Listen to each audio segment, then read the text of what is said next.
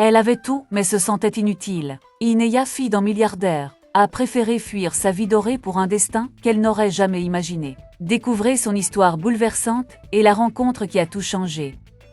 L'odeur des beignets et du riz fraîchement cuit emplissait l'air tandis que les clients affluaient, criant leurs commandes. Ineya, concentrée sur son travail, ne pouvait s'empêcher de penser à Hassan. Alors que le flot du déjeuner ralentissait, une voix familière la fit lever les yeux. C'était lui. Hassan, avec son sourire chaleureux. « Bonjour, Ineya. Comme d'habitude, s'il te plaît. » Elle sentit son cœur se réchauffer en le voyant. Un léger nœud de culpabilité se forma néanmoins dans sa poitrine. Elle attrapa son plat et le lui apporta. « Voici ton habituel, » dit-elle avec un petit sourire. « Merci, Ineya. » Hassan hésita un instant avant de reprendre, le regard sérieux. « Est-ce que tu peux t'asseoir un moment ? J'ai quelque chose à te dire. » Surprise, Ineya hocha la tête.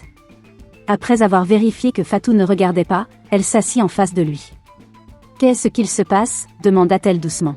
« Mon atelier a été démoli. » Ineya écarquilla les yeux, une main couvrant sa bouche. « Quoi ? Mais comment ?» Hassan soupira, passant une main dans ses cheveux courts. « Le propriétaire a vendu le terrain à une grande entreprise. Ils ne nous ont même pas donné de préavis. Un jour, je réparais une voiture, et le lendemain, les bulldozers étaient là. » Le cœur d'Ineya se serra en voyant la douleur dans ses yeux et la manière dont ses épaules s'affaissaient sous le poids de cette perte. « Je suis désolée, Hassan. C'est terrible. » Il hocha la tête. « Ce n'est pas juste moi, tu sais. Mon équipe, mes clients. Tout le monde est affecté. J'ai perdu ma principale source de revenus, et je ne sais pas quoi faire. » Ce soir-là, après la fermeture du restaurant, Ineya ne cessait de penser à la situation d'Hassan. Assise sur son lit, elle fixait son carnet de notes où elle griffonnait des idées pour l'aider. Une chose était claire, elle ne pouvait pas le laisser affronter cela seule. Le lendemain matin, elle prit une décision. Elle sortit son téléphone et composa un numéro qu'elle n'avait pas utilisé depuis des mois. « Allô, Oumar ? Ineya. Où étais-tu passé ? Tu sais à quel point je m'inquiétais ? Je suis désolée, Oumar. Je t'expliquerai tout plus tard, je te le promets. Mais j'ai besoin de ton aide maintenant. » Quelques jours plus tard, une annonce fit grand bruit.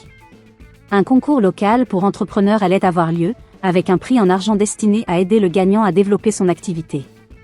Lorsqu'il l'apprit, Hassan entra dans le restaurant, son visage illuminé par l'espoir.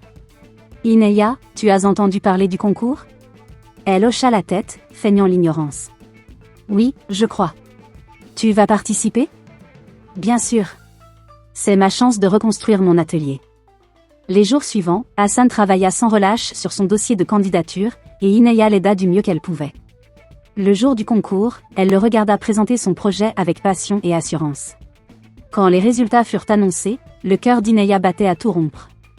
Et le gagnant est Hassan. Le public éclata en applaudissements. Ineya sentit une vague de joie et de soulagement l'envahir. Mais ce soir-là, alors que tout le monde célébrait avec des bouteilles de malt et des assiettes de suya, une vérité restait enfouie au fond d'elle. Son secret. Seule dans sa chambre, elle repensa aux mots d'Hassan. « Tu es spéciale, Ineya. » Elle posa une main sur son cœur, se demandant combien de temps encore elle pourrait cacher ce qu'elle était vraiment. Ineya aurait dû se sentir heureuse. Elle avait aidé Hassan à remporter la compétition, mais un secret pesait lourd sur son cœur, tordant son estomac à chaque pensée. Elle avait été là pour lui, mais sans être totalement honnête.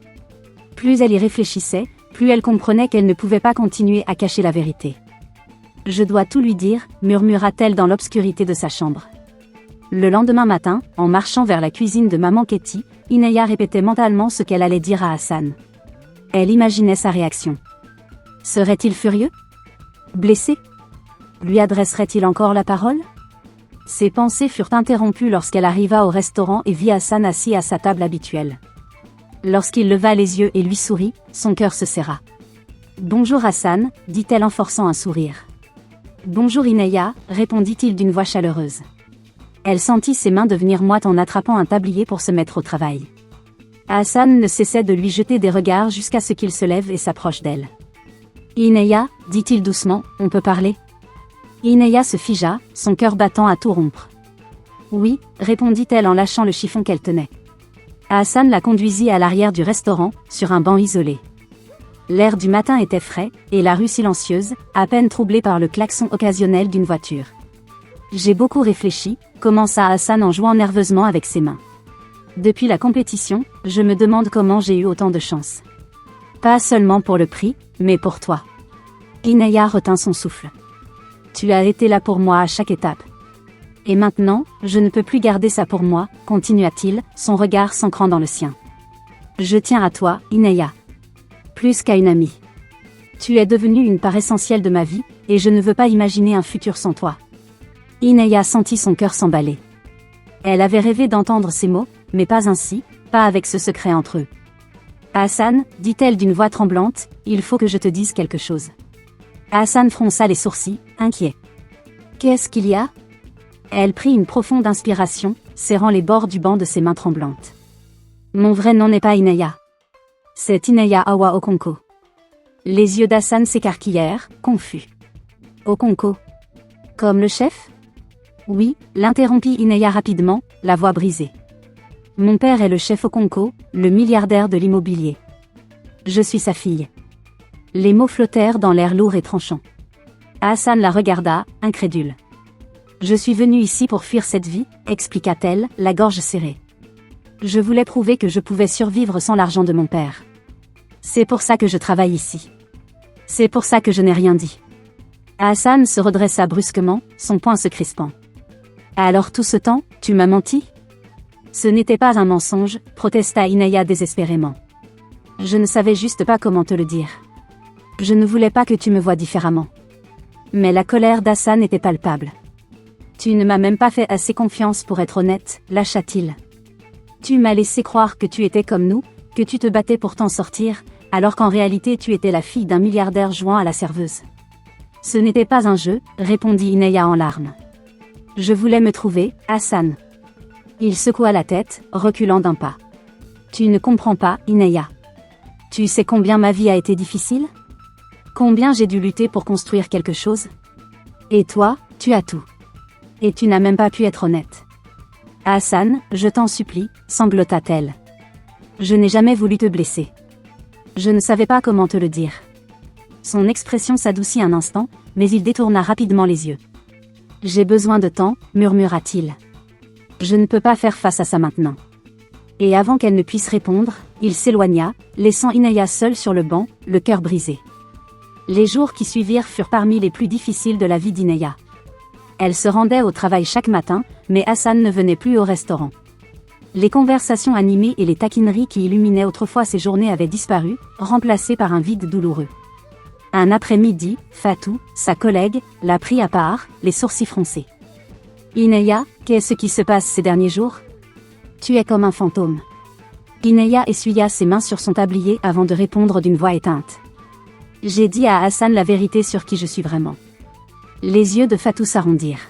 « Tu veux dire qu'il ne savait pas ? » ?»« Non. Et maintenant, je pense que je l'ai perdu. » Fatou secoua la tête, sa voix habituellement vive devenue douce. « T'es plus courageuse que je pensais, ma fille. Dire la vérité, ça demande du cran. S'il tient vraiment à toi, il reviendra. » Inaya hocha la tête sans conviction. Une semaine plus tard, Hassan franchit la porte du restaurant. Le cœur d'Inaya fit un bond, mais elle resta impassible. Il semblait différent. Plus mince, avec des cernes qui trahissaient des nuits sans sommeil. Il prit place à sa table habituelle. Après un long moment d'hésitation, elle s'approcha. « Salut », murmura-t-elle en posant un verre d'eau devant lui. « Salut », répondit-il, la voix rauque. Un silence épais s'installa avant qu'il ne rompe enfin le malaise. « J'ai beaucoup réfléchi à ce que tu m'as dit. » Inaya retint son souffle, ses doigts crispés sur le bord du tablier. J'étais en colère. Je me suis senti trahi. Il leva les yeux vers elle, son regard mêlant douleur et une étrange tendresse. Mais j'ai aussi réalisé quelque chose. Tu n'étais pas obligé de me révéler la vérité. Tu aurais pu continuer à mentir. Je ne pouvais pas, chuchota-t-elle, une larme roulant sur sa joue. Tu comptais trop pour moi. Hassan prit une profonde inspiration. Inaya, la compétition, il hésita un instant, est-ce que tu m'as aidé à gagner ? Son cœur se serra. Elle soutint son regard sans flancher. J'ai fait en sorte que tu aies ta chance. Mais ton projet, ta présentation, tout venait de toi. Je n'ai rien falsifié. Il l'observa longuement, puis la tension quitta enfin ses épaules. Je te crois. Un soulagement immense la submergea, remplacé par une question brûlante. Est-ce que ça veut dire qu'on peut recommencer? Hassan esquissa un faible sourire, le premier depuis des semaines. Pas recommencer. Aller de l'avant. Parce que tu vois, il prit sa main, tu n'es pas juste la fille au conco pour moi. Tu es celle qui était là quand j'avais tout perdu et je ne l'oublierai jamais.